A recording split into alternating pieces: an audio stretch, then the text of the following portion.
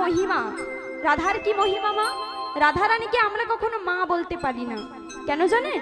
রাধারানীর জন্ম কোনো মাতৃ গর্ভ থেকে হয়নি। তিনি এসেছেন পদ্ম ফুলের মধ্যে থেকে। কৃত্তিকা দেবী রোজ যে সরোবরে স্নান করতে যেতেন, সেই সরোবরে দেখছেন এত বড় একটা পদ্ম ফুল ফুটে আছে, আর তার মধ্যে একটা শিশু কন্যা শুয়ে আছে। এবার তাকে ঘরে নিয়ে এলেন। কিন্তু দুঃখের বিষয় কি মা? দুঃখের বিষয় হচ্ছে সেই মেয়েটার চোখ খুলছে না। খবর গেল কার কাছে? মা যশোমতীর কাছে। যশোমতী মনে মনে ভাবছে, কৃত্তিকার তো একটা অন্ধ মেয়ে হয়েছে, তো একবার দেখতে যেতে হবে। ঠিক আছে, কিন্তু সাবধান, গোপালকে সঙ্গে করে নিয়ে যাওয়া যাবে না। কেন না, গোপাল যদি কিছু ক্ষতি করে দেয়, তাই গোপালকে সঙ্গে করে নিয়ে যাওয়া যাবে না। কিন্তু বাবা, গোপাল যদি না যায় তাহলে রাধারানীর চোখ খুলবে কি করে? কারণ আগে থেকে যে এগ্রিমেন্ট করা ছিল। কি এগ্রিমেন্ট? যখন বৃন্দাবনে আসার আগে রাধা কৃষ্ণের আদি বাসস্থান হচ্ছে সেই বৈকুণ্ঠ ধাম। সেই বৈকুণ্ঠ ধামে থাকাকালীন রাধারানী বলেছিল যে, বধূ, আমি বৃন্দাবনে লীলা করব ঠিকই, তবে আমি বৃন্দাবনে গিয়ে প্রথমে তোমাকে দর্শন করব। তোমাকে দর্শন করা না পর্যন্ত আমি তো চোখ খুলব না। এই কারণেই তো রাধারানী চোখ খুলছে না। এবার যশোমতীকে গোপাল বায়না করে বিভিন্নভাবে বুঝিয়ে সুজিয়ে গেল রাধারানীর কাছে। কিন্তু মা যশোমতী চোখে চোখে রেখেছে যাতে গোপাল কিছুতেই রাধারানীর ঘরে ঢুকতে না পারে। কিন্তু বাবা, চতুরের চূড়ামণি ভগবান, চতুরের শিরোমণি ভগবান মাকে এমন করে কাজে ব্যস্ত করে দিলেন যে মা গোপালের কথা ভুলে গেল। আর সবাই মিলে, আর সেই সময় আমার প্রাণ গোবিন্দ গেলেন রাধারানীর ঘরে। আর রাধারানীর ঘরে গিয়ে বলছে, রাধে, ওঠো রাধে, জাগো, আমি এসেছি তোমার কাছে। রাই জাগো, জাগো স্বামীর মন মোহিনী বিনোদিনী রাই জাগো, জাগো স্বামীর মন মোহিনী বিনোদিনী জেগে দেখো আর তো নিশি নাই গো জয় রাধে, জেগে দেখো আর তো নিশি নাই গো জয় রাধে, জাগো স্বামীর মন মোহিনী বিনোদিনী রাই জাগো, জাগো স্বামীর মন মোহিনী বিনোদিনী রাই জাগো গো, মোহিনী বিনোদিনী রাই জাগো গো, জাগো শ্যামের মন মোহিনী বিনোদিনী এইভাবে রাধারানী চোখ খুললেন আর গোবিন্দকে দর্শন করলেন।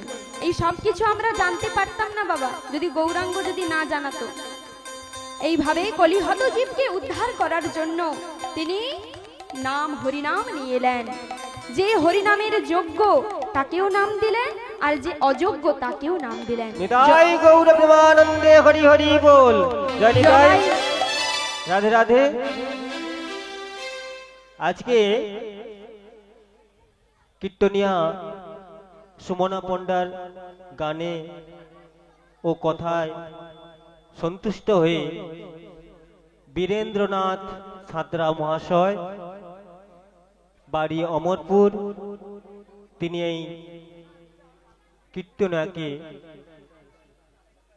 50টি টাকা দিয়ে আশীর্বাদ করলেন। আপনারা সবাই মিলে ওনাকে আশীর্বাদ করবেন, ও যেন আরো ভালোভাবে গাইতে পারে। সবাই মিলে ওনাকে আশীর্বাদ করে দুটি বাহু তুলে বলুন, নিতাই গৌর প্রেমানন্দে হরি হরি বল।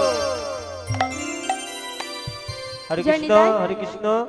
সঙ্গে মালা পণ্ডা, বাড়ি ট্যাপরপাড়া, উনিও এই সুমনা পণ্ডার গানে মুগ্ধ হয়ে, কথায় মুগ্ধ হয়ে ওনাকে আশীর্বাদ করলেন 100 টাকা দিয়ে। আরেকবার আপনারা সবাই মিলে দুটি বাহু তুলে প্রেমানন্দে বলুন, নিতাই গৌর প্রেমানন্দে, হরি হরি বল। জয় নিতাই। এইভাবে আমার প্রাণ গোবিন্দকে দর্শন করলেন রাধারানী। এইভাবেই আমরা জানতে পারলাম রাধারানীর মহিমা। এরপর আমার গৌরহরি কলিহত জীবকে উদ্ধার করবার জন্য তিনি হরিনাম নিয়ে এলেন। যে হরিনামের যোগ্য তাকেও নাম দিলেন, আর যে অযোগ্য তাকেও নাম দিলেন। যেমন চাঁদ কাজী, জগাই মাধাই, আরো কতকে। তাই সবাই মিলে আমরা গৌর হরি, তুমি ছাড়া কলিযুগে আমাদের আর কেহ নাই, তুমি এসেছিলে বলে আমরা প্রেমের সন্ধান পেলাম। তাই বাইরে থাকো, বাড়িতে থাকো, ঘরে বাইরে যেখানেই থাকো না কেন, কারোর নাম গাইতে না পারো, দিনে অন্তত একবার হলেও আমার গৌরের নাম গাইতে তোমরা ভুলো না। জয় নিতাই। যিনারা এই সামনের দিকে বাইক রেখেছেন, ওই বাইকগুলোর হ্যান্ডেল লক করা আছে, আপনারা হ্যান্ডেলগুলো খুলে একটু সরিয়ে নেন, কারণ ওইখানে প্রসাদ খেয়ে দিয়ে হাত মুখগুলো ধোবে। তাই আপনারা বাইকগুলো সরিয়ে নেবেন যিনারা রেখেছেন। নিতাই গৌর প্রেমানন্দে, হরি হরি বল। হরি বল। সবাই মিলে আমরা একটু গৌরের নাম গাইবো প্রাণ ভরে। তাই সবাই মিলে একটু দুটি বাহু তুলে আমরা গৌরের নাম গাইবো। তো চলুন। আমার গৌরে লোরে সোনার নদিয়া,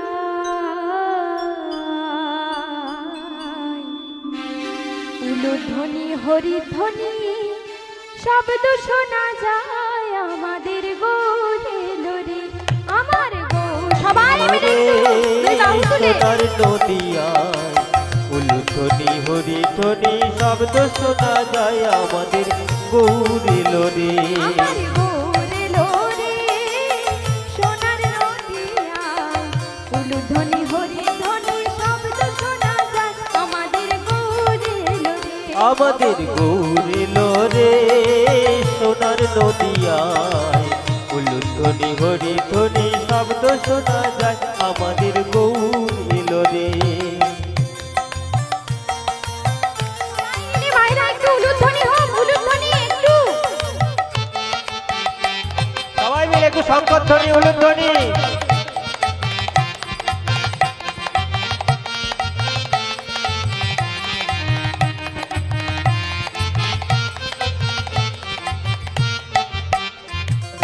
গৌরে লোরে সঙ্গে নিতাই লোরে, গৌরে লোরে সঙ্গে নিতাই এলো রে। গৌরে লোরে সঙ্গে নিতাই লোরে। গৌরে লোরে সঙ্গে নিতাই এলো রে। আমার গৌরে লোরে আরে! নদিয়ায়, উলুধ্বনি হরিধ্বনি শব্দ শোনা যায় আমাদের গৌরে লোরে। আমাদের গৌরে লোরে সোনার নদিয়ায় উলুধ্বনি শঙ্খধ্বনি শব্দ শোনা যায় আমাদের গৌরে লোরে। আচ্ছা মায়েরা, আচ্ছা মায়েরা একটু উলুধ্বনি হোক। ভগবানের নাম করবো আমরা, ভগবানের নামে কিসে লজ্জা। সবাই মিলে একটু উলুধ্বনি হোক মায়েরা। বাহ, খুব সুন্দর। কে কে তোরা, কে কে তোরা নাম নিবি রে ছুটে ছুটে আয়। কে কে তোরা নাম নিবি রে ছুটে ছুটে কে আয়। তোরা নাম নিবি রে ছুটে ছুটে আয়। কে কে তোরা নাম নিবি রে ছুটে ছুটে আমার আয়। গৌরে লোরে সোনার নদিয়ায়, উলুধ্বনি হরিধ্বনি শব্দ শোনা যায় আমাদের গৌরে লোরে। আমাদের গৌরে লোরে সোনার নদিয়ায় উলুধ্বনি হরিধ্বনি শব্দ শোনা যায় আমাদের গৌরে লোরে।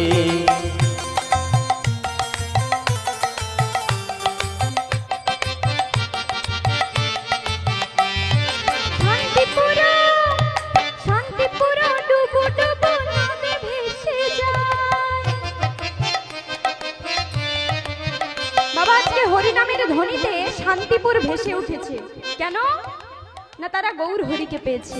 তো আমরাও তো গৌর হরিকে পেয়েছি, তাই তো?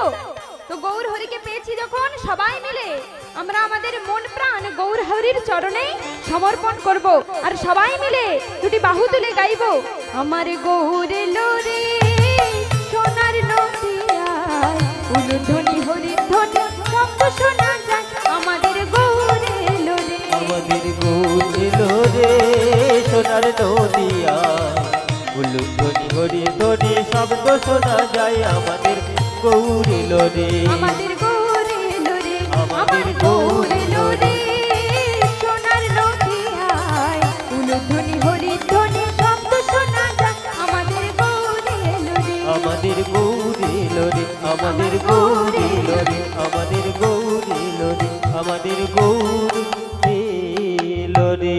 নিতাই গৌর প্রেমানন্দে হরি হরি বল।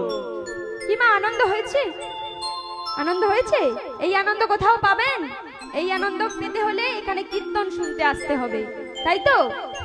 তো চলুন, আমরা গৌরচন্দ্রিকা শেষ করলাম, এখন আমরা লীলায় ঢুকবো। তো আজকের লীলা হচ্ছে সেই মুর্শিদাবাদ জেলার কান্দির জমিদার সেই লালা বাবু ও জগৎ শেঠ। এই লীলা জানতে হলে আমাদের তার পূর্ব বৃত্তান্ত জানতে হবে। তিনি কে ছিলেন, কোথাকার, যাদের আয় বছরে 52,36,000 টাকা, সেই ঘরের সন্তান কিভাবে জমিদার ছেড়ে বৃন্দাবনের পথে পথে ভিক্ষা করছে, সেই লীলা আমরা আজকে আস্বাদন করব। তো ভক্তের কথা শুনবো, মনটাকে একটু ভক্তিতে পরিপূর্ণ করতে হবে আর মন দিয়ে আস্বাদন করতে হবে। তো চলুন, এই মুর্শিদাবাদ জেলার কান্দির জমিদার হচ্ছেন গঙ্গা গোবিন্দ সিংহ, আর এই গঙ্গা গোবিন্দ সিংহের ছোট ভাইয়ের নাম হচ্ছে রাধা গোবিন্দ সিংহ। আর রাধা গোবিন্দ সিংহের কোনো পুত্র সন্তানাদি হয়নি বাবা, কিন্তু গঙ্গা গোবিন্দ সিংহের এক পুত্র, যার নাম হচ্ছে প্রাণকৃষ্ণ সিংহ। আর প্রাণকৃষ্ণ সিংহের একটি মাত্র পুত্র, যার নাম কৃষ্ণচন্দ্র সিংহ। এই কৃষ্ণচন্দ্র সিংহকে তার দাদু গঙ্গা গোবিন্দ সিংহ আদর করে ছোট থেকে লালা বলে ডাকত। আর এই ছোট্ট লালা বৈষ্ণব জগতে লালা বাবু নামে পরিচিতি লাভ করেন। তো একদিন কি হয়েছে মা, প্রাণকৃষ্ণ সিংহ কাচারির বারান্দায় বসে আছে লালাকে নিয়ে। কিছুক্ষণ পর প্রাণকৃষ্ণ সিংহ বললেন, লালা তুই একটু কাচারির বারান্দায় বস বাবা, আমি একটু ভেতর থেকে আসছি। এই বলে প্রাণকৃষ্ণ সিংহ চলে গেলেন। এখন লালা একা বসে আছে, একা বসে আছে। তখন কিছুক্ষণ পর দেখছে তার জমিদারের যে দাড়ি, সে কাকে যেন বারবার করে বাইরে বের করে দিচ্ছে। আসলে কি হয়েছে মা, একটা ভিখারি এসেছে। কেমন ভিখারি না, তার কন্যা দায়গ্রস্ত এক ব্রাহ্মণ ভিখারি। সে ভিক্ষা চাইতে এসেছে, কিন্তু দাড়িটা কোনো মতেই তাকে ভেতরে ঢুকতে দিচ্ছে না। এটা দূর থেকে লক্ষ্য করছে লালা। আর লালা বলছে, দাড়ি দাড়ি তুমি এইভাবে কাকে বারবার করে বাইরে বের করে দিচ্ছ, তাকে ভেতরে আসতে দাও। এটা শুনে দাড়িটা ছেড়ে দিয়েছে। এবার ভিখারিটা এসেছে, তখন বলছে, বাবু আমি জানি আপনার বয়স অনেক কম, তাই আমার দুঃখের কথা আপনি বুঝবেন না বাবু। তোমার কি হয়েছে বাবু? আমার যে সংসারে বড় অভাব, আমার এক কন্যা আছে, এক বিবাহযোগ্য কন্যা, কিন্তু আমি যদি তাকে বিবাহ দিতে না পারি তাহলে আশেপাশের লোক যে আমাকে নিন্দা করবে। তখন লালা বলছে, তুমি থামো, তবে আমি অত শত বুঝি না, তবে এটা বুঝতে পেরেছি যে তোমার কিছু অর্থের প্রয়োজন। ঠিক আছে, তুমি একটু অপেক্ষা করো, আমি তোমার জন্য অর্থের বন্দোবস্ত করছি। ঠিক আছে, অর্থের বন্দোবস্ত করছি। সঙ্গে সঙ্গে দাড়িকে বলল, দাড়ি তুমি চলে যাও আমার বাবার কাছে, আর বাবাকে গিয়ে বলবে এই ভিখারিকে যেন তিনি 1000 টাকা দান করেন। দাড়িটা চলে গেছে ভেতরে, আর প্রাণকৃষ্ণ সিংহকে বলছে, বাবু বাইরে এক ভিখারি এসেছে, আর লালা বাবু বললেন ওই ভিখারিকে যেন আপনি 1000 টাকা দান করেন। কি, তার এত বড় সাহস! তা টাকাগুলো কি গাছের পাতা যে যখন খুশি দিয়ে দেব? ওকে বলে দাও আমি কোনো টাকা দিতে পারবো না। তখন দাড়িটা বলছে, বাবু ওই ভিখারিটার সামনেই যে লালাবাবু বলে দিয়েছে যে আপনি 10,000 টাকা দান করবেন। তখন প্রাণকৃষ্ণ সিংহ মনে মনে ভাবছে যে কথাটা তো সঠিক, এখন যদি 1000 টাকা না দেই তাহলে লালা তো ওই ভিখারির সামনে ছোট হয়ে যাবে। আপনি দিয়ে দিন না বাবু, আপনার মঙ্গলই হবে। ঠিক আছে, আমি তবে দেব ঠিকই 1000 টাকা, তবে উপযুক্ত শাস্তিও দেব।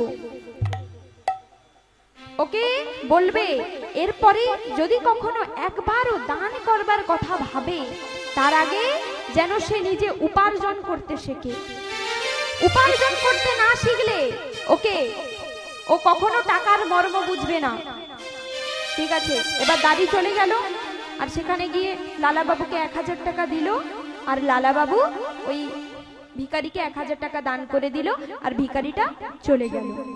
এবার দাদিটা বলছে, বাবু বড়বাবু বললেন যে আপনি যদি এরপরে কখনো দান করবার কথা ভাবেন তার আগে আপনি যেন নিজে উপার্জন করতে শেখেন। কি আমার বাবার এত অহংকার, যাদের বাৎসরিক আয় 52,36,000 টাকা, সেই ঘরে একটা ভিখিরিকে মাত্র 1000 টাকা দান করতে তার এত দ্বিধা। ছি, আমি এমন ঘরে এক মুহূর্ত থাকবো না, এই মুহূর্তে আমি এই গৃহ ছেড়ে চলে যাব। যেমন কথা তেমন কাজ। সেই জায়গা ত্যাগ করে সঙ্গে সঙ্গে মুর্শিদাবাদ ত্যাগ করে লালা চলে গেল কোথায়? বর্ধমানে। আর বর্ধমানে গিয়ে 20 টাকার বেতনের কাজে যুক্ত হলো। কিন্তু সে মুর্শিদাবাদে আর ফিরবে না। লালা তো চলে গেল, কিন্তু তার বাবা সারাদিন লালা লালা বলে শয্যাগত হয়েছে। কখন যে চলে যাবে তার কোনো ঠিক নেই। তার নাওয়া খাওয়া ঘুমোনো সব উঠে গেছে, শুধু সারাদিন লালা লালা বলে তিনি শয্যাগত হয়েছে। সবাই মিলে খুঁজতে বেরোলো লালাকে, আর খুঁজে পাওয়া গেল বর্ধমানে। আর সবাই মিলে বলছে, বাবু আপনি একবার চলুন বাবু, আপনার বাবার যে আর বেশি দিন বাঁচবেন না, শেষের দেখা দেখে নিন বাবু। লালা আর থাকতে পারলো না, মা আবার চলে এলো সেই জমিদারিতে। আর জমিদারিতে এসে কিছুদিনের মধ্যে লালাবাবুর পিতা প্রাণকৃষ্ণ সিংহের দেহান্ত হলো। এরপর লালাবাবুর যখন 24 বছর বয়স, লালাবাবু বিবাহের বয়স হয়েছে, বিবাহ দিতে হবে। বিবাহ দেয়া হলো কাত্যায়নী দেবীর সঙ্গে। আর বিবাহের 1 বছরের মধ্যেই তাদের এক পুত্র সন্তান জন্মগ্রহণ করলো। এবার কাত্যায়নী দেবী বলছে, আচ্ছা স্বামী, আমার পুত্রের কি নাম দেওয়া যায় বলো দেখি। তখন স্বামী বলছে যে শাস্ত্রে শুনেছি যে ইয়ং টং ব্যাপী শরণং ভাবং ত্যজত্যন্তে কলেবরম, যে মরণের পূর্বে যে নাম নেবে মরবে সেইভাবে, আর জন্ম হবে তার সেইভাবে। আবার ভাগবতে শুনেছি যে অজামিল নামে নাকি এক দুরাচারী ব্যক্তি ছিলেন, যে ব্রাহ্মণ কুলে জন্ম হয়ে ব্রাহ্মণের কোনো কাজ তো সে করতো না, বরং সে সমস্ত রকমের দুষ্কর্ম, সমস্ত দুরাচার কাজ সে করে বেড়াতো। তার অনেক সন্তান ছিল বাবা, 10 জন সন্তান। সেই সন্তানের সে নাম রাখতো 1 কৌড়ি 2 কৌড়ি 3 কৌড়ি করতে করতে এরকম 10 কৌড়ি পর্যন্ত নাম রেখেছে। এবার শেষে যে পুত্রটা হলো তার নাম আর কৌড়ি দিয়ে রাখলো না, তার নাম কি রাখলো? তার নাম রাখলো নারায়ণ। এবার মরণের সময় শেষের দিনে যখন অজামিল শয্যাগত হয়েছে, বিছানায় শুয়ে আছে, তখন যমদূত এসেছে বাবা। আর যমদূতের সেই ভয়ঙ্কর চেহারা দেখে অজামিল থরথর করে কাঁপছে। দেখবেন বাবা, অনেক সময় মরণের সময় অনেকে যমদূতকে দেখতে পায়, যার কারণে সে ভীষণ ভয় পেয়ে যায়, থরথর করে কাঁপে। আমরা ভাবি হয়তো লোকটার ভীষণ শরীরে ভীষণ ব্যথা বা যন্ত্রণা হচ্ছে, না, সে যমদূতকে দেখতে পায়। সেই যমদূতের যে বিকট চেহারা দেখে সে অজামিল ভীষণ ভয় পেয়ে গেছে, আর ভয় পেয়ে এদিক ওদিক সাহায্য চাইবার জন্য তাকাচ্ছে। কিন্তু সাহায্য চাইবার জন্য সে কাউকে পাচ্ছে না, শুধু দেখছে উঠোনে তার ছেলে নারায়ণ খেলা করছে। তখন আর কাউকে না পেয়ে সে তার ছেলেকেই ডাকছে, নারায়ণ। যেই না নারায়ণ নামটা বলে দিয়েছে বাবা, সঙ্গে সঙ্গে যমদূত চলে গেছে, স্বয়ং ভগবান বিষ্ণুর সিংহাসন টলিয়ে দিয়েছে সেই নারায়ণ নামটা। ভগবান বিষ্ণু তার দূতকে পাঠিয়ে দিয়েছে যে যাও অজামিলকে নিয়ে আসো। তাই অজামিল যদি সারা জীবন ধরে দুষ্কর্ম করে শেষের দিনে নারায়ণ বলে উদ্ধার পেতে পারে, তাহলে আজ থেকে আমাদের ছেলের নাম রাখা হোক নারায়ণ। ছেলের নাম হলো নারায়ণ। এইভাবে সুখে স্বাচ্ছন্দ্যে জীবন কাটছে। কিন্তু আমরা কি রাখি বাবা? এখনকার দিনে কি আর ভগবানের নামে নামকরণ হয়? এখন সব শর্টকাট নাম বাবা, দু অক্ষরের। হ্যাঁ, কিন্তু আগেকার দিনের আমার মা দিদিমারা ভগবানের নামে নিজেদের সন্তানদের নামকরণ করত, যাতে শতকর্মের মধ্যেও একবার যদি ভগবানের নামটা নেওয়া যায়। এইভাবে সুন্দর সংসার তাদের চলে যাচ্ছে। এরপর কিছুদিন পর লালাবাবু সেই কাচারির বারান্দায় বসে আছে। সেদিনও সেই দিনের মতো একটা ভিখারি এসেছে আর বলছে, বাবু বাবু, এক মুষ্টি ভিক্ষা দেবে গো বাবু। বাবু গো, বাবু গো, বাবু গো, বাবু গো, বাবু। আমি হলাম দিন ভিখারি গো বাবু, আমি হলাম দিন ভিখারি বাবু গো, বাবু।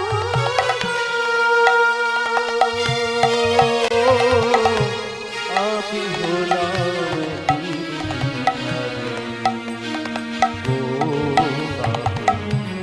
আমি হলাম ভিখারি বাবু গো,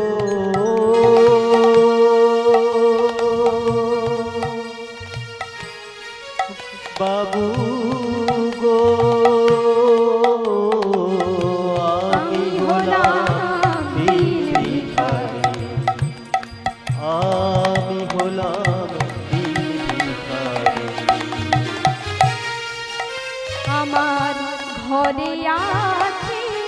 এবার লালাবাবু জিজ্ঞাসা করছে, আচ্ছা ভিখারি, তুমি কার জন্য ভিক্ষা করো? কে আছে তোমার? বাবা আছে, মা আছে, তুমি বুঝি তাদের জন্য ভিক্ষা করো? আর তোমাকে দেখে তো মনে হচ্ছে তোমার বিবাহের বয়স হয়েছে, বিবাহ করেছো, স্ত্রী পুত্র কন্যা সন্তান কিছু আছে, তাদের জন্য ভিক্ষা করো? তখন ভিখারিটা বলছে, বাবু, আপনার মতো কি আর সে ভাগ্য আমার আছে গো? জানো বাবু, মরণের আমি যখন জন্মগ্রহণ করি, আমার মা সেই সময় আমায় ছেড়ে চলে গেছে। আর সেই শোক, সেই দুঃখ সহ্য করতে না পেরে আমার বাবাও আমায় ছেড়ে চলে গেছে বাবু। আর বিবাহের কথা বলছেন বাবু? না বাবু, আমি বিবাহ করিনি। তাহলে তুমি কার জন্য ভিক্ষা করো? আমি কার জন্য ভিক্ষা করেন শুনবেন বাবু? তাহলে শুনুন। আমার ঘরে আছে গিরিধারী,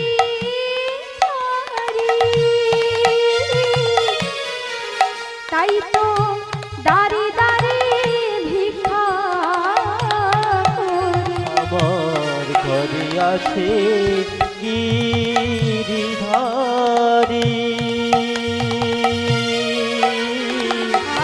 তাই তো দাঁড়ে দাঁড়ে দাঁড়ে ভিক্ষা করি। তারে সেবা দিয়ে পাই গো প্রসাদ, সেবা দিয়ে পাই গো প্রসাদ। এই তো আমার রীতি, আমি হলাম নিতাই গৌর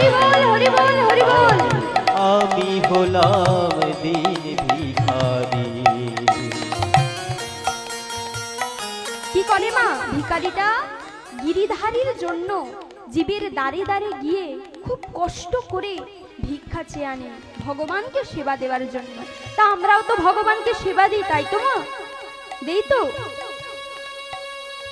এই ভিখারিটা কষ্ট করে কারোর বাড়িতে সরু চাল, কারোর বাড়িতে মোটা চাল, আবার কারোর ঘরে রেশনের চাল, যেখান থেকে যেটুকু পায় সেটুকু এনে গিরিধারীর জন্য সেবা দেয়। কিন্তু আমরা কি করি মা?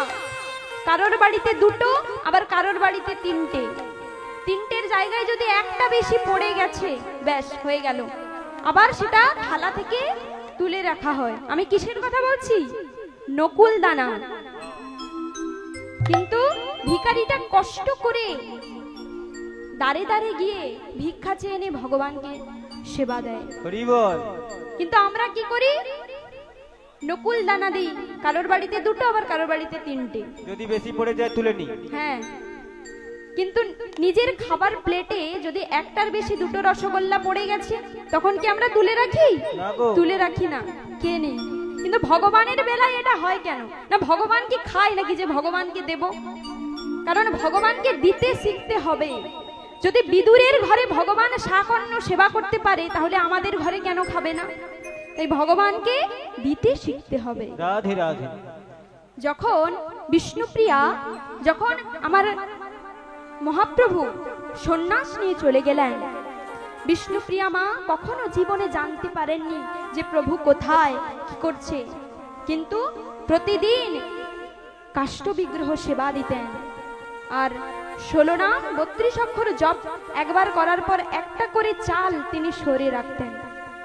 দিনের শেষে যতগুলো চাল হতো তিনি রন্ধন করতেন, ভগবানকে সেবা দিতেন, আর নিজের শাশুড়ি মাকে দিতেন, আর নিজে শুধু প্রাণটুকু বাঁচিয়ে রাখার জন্য যেটুকু দরকার সেইটুকুই তিনি গ্রহণ করতেন। কেন না? যাতে তিনি ভবিষ্যতে ভগবানকে আবার সেবা দিতে পারেন। তো এবার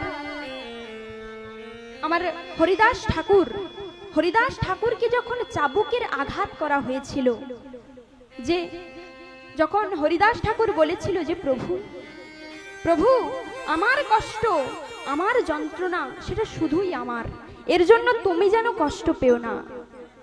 এটাই হচ্ছে ভক্ত মা। প্রকৃত ভক্ত কাকে বলে শিখুন। এরপর যখন হরিদাস ঠাকুর জানতে পারলো যে আমার আগে মহাপ্রভু লীলা সম্বরণ করে চলে যাবে, তখন হরিদাস ঠাকুর মনে মনে ভাবছে আমি তো প্রভুকে ছাড়া থাকতে পারবো না। তাই কি করলেন মা? প্রভুর কাছে ইচ্ছা মৃত্যু প্রকাশ করলেন যে প্রভু তুমি আশীর্বাদ করো আমি যেন তোমার আগে চলে যেতে পারি। এটাই হচ্ছে প্রকৃত ভক্ত। নিতাই গৌর প্রেমানন্দে হরি হরি বল। জয় নিতাই। এই সুমনা পণ্ডার কীর্তনে সন্তুষ্ট হয়ে পার্বতী জানা, বাড়ি ট্যাপরপাড়া, ইনি কীর্তনার গানে মুক্ত হয়ে 200 টাকা দিয়ে ওনাকে আশীর্বাদ করছেন। সবাই মিলে দুটি বাহু তুলে বলুন নিতাই গৌর প্রেমানন্দে হরি হরি বল।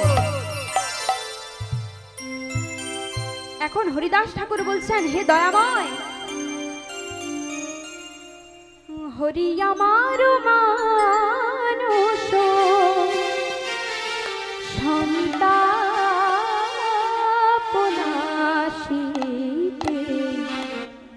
ইথে যদি তব দুঃখ হয়, হরি আমার মানস সন্তাপনাশীতে ইথে যদি তোমার দুঃখ হয়, আমার মানস সন্তাপনাশীতে ইথে যদি তোমার দুঃখ আমার যা হবার তাই হবে,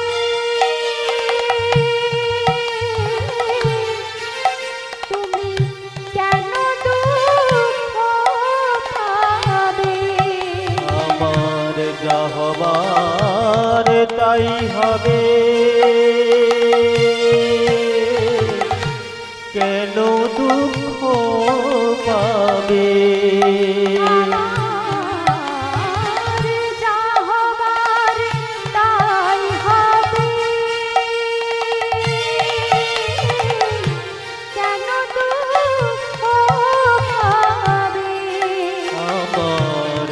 হবার তাই হবে, কেন দুঃখ পাবে। সুখে থেকো তুমি সুখময়, হরি আমার মানলো সন্তাপনা দিতে, যদি তোমার দুঃখ হয়। হরি আমার মানস সন্তাপনা দিতে, যদি তোমার দুঃখ হয়। তো এবার তাহলে বলুন মা, হরিদাস ঠাকুর এত কষ্ট করে ভগবানকে পেয়েছিলেন, এখনো পর্যন্ত দেখবেন অনেক মুনি ঋষিরা তপস্যা করছে ভগবানকে লাভ করবার জন্য। তাহলে আমরা এই সংসারে থেকে ভালো করে আমরা কি আর ভগবানকে পাবো? ভগবানকে পাওয়া অত সহজ নয়, অথচ তিনি আমাদের মধ্যেই থাকেন। কিভাবে থাকেন মা? আমাদের অন্তরের মধ্যে থাকেন। কি রূপে থাকেন মা? শাস্ত্রে বলছে ভাগবতে, কেশাগ্র শত ভাগশ্চ পুনশ্চ শতাংশ করি, তার সম সূক্ষ্ম জীবের স্বরূপ বিচারি। কেশাগ্র শত ভাগশ্চ, একটা মাথার কেশকে মানে চুলকে উপড়ে নেবেন বাবা, সেটাকে 100 ভাগ করবেন। 100 ভাগ করার পর 99টা ভাগ ত্যাগ করবেন, একটা ভাগ গ্রহণ করবেন। সেই একটা ভাগকে আবার পুনরায় 100 ভাগ করবেন। 100 ভাগ করার পর যে এক ভাগ থাকবে সূক্ষ্মাণু সূক্ষ্ম রূপে, সেই রূপে ভগবান আমাদের হৃদয় মন্দিরে বসবাস করেন। অথচ আমরা ভগবানকে দেখতে পাই না। কেন?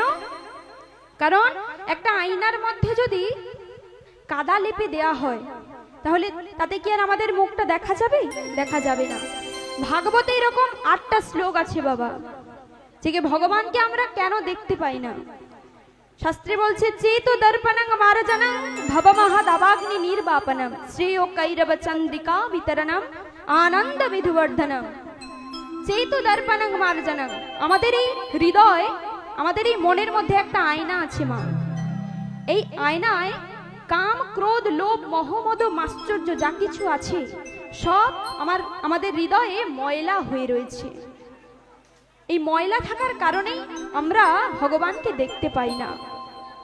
যখন আমরা সারাদিন তো 24 ঘন্টায় নিঃশ্বাস প্রশ্বাস গ্রহণ করি 21,684 বার, তো যদি কখনো নিঃশ্বাসটা বেরিয়ে গিয়ে আর না ঢোকে, তখন কি হবে বাবা? তখন কেউ বলবে লোকটা মরে গেছে। কিন্তু লোকটা এক্ষুনি কথা বলছিল, হাত পা নাড়ছিল, হঠাৎ তার কি হলো যে সে কি মরে গেল? এইরকম অর্জুন কৃষ্ণকে প্রশ্ন করছে যে প্রভু, লোকটা তো এক্ষুনি দেখলাম চোখ আছে, নাক আছে, পা আছে, সবই আছে, তাহলে তার মরলোটা কে? কে মরলো তার? তখন কৃষ্ণ উত্তর দিচ্ছে যে অর্জুন, তার কে মরেছে। তখন আবার অর্জুন বলছে, আমি তো তোমাকে প্রশ্ন করছি প্রভু যে তার কে মরেছে। তখন গোবিন্দ হেসে বললেন, শ্রীহরির অপর নাম হচ্ছে কেশব। কেশবের কেটা চলে গেলে আর কি থাকে? সব। সব মানে কি? মরা। এই কারণেই আমাদের মনের মধ্যে ভগবান কেশব রূপে থাকেন। যখন কেটা বাদ চলে যায় তখন আমরা সব রূপে পড়ে থাকি।